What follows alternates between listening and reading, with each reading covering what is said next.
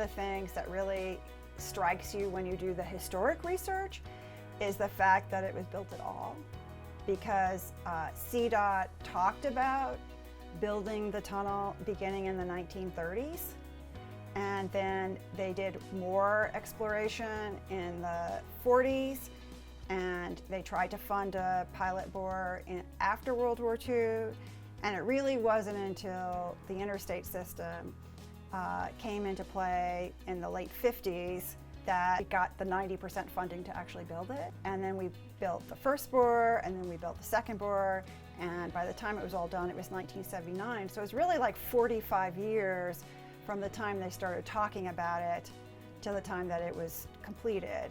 And the fact that it was, it's on the Continental Divide, the fact that it's, just a very geologically difficult place to build, and the fact that they actually, stuck with it for 45 years to try to get it built, and they actually did, is pretty amazing. The thing that's interesting about functional transportation features like bridges and highways, and obviously this tunnel, is that people use them every day.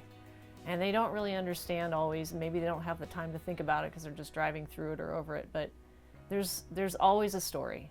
There's a story behind every bridge that's built out there, and the tunnel has a really big history, a really important history that I'm hoping the 50th anniversary will build that awareness of how transportation features can be important historical parts of our community, parts of our state that we need to recognize, and not just something that you drive through and don't think about. It was such an important project for the Colorado Department of Transportation, and it was such an important project for the state, and it continues to be. The operation and the maintenance of the tunnel is very important to the economy and the transportation of the state. There's lots of historic buildings, and there's lots of barns, and there's lots of houses and neighborhoods, but there's really just one Eisenhower Tunnel. It's really a one-of-a-kind resource. So it's just an honor to be able to help the rest of the team at CDOT to try to be a good steward of it and keep it functional for the public.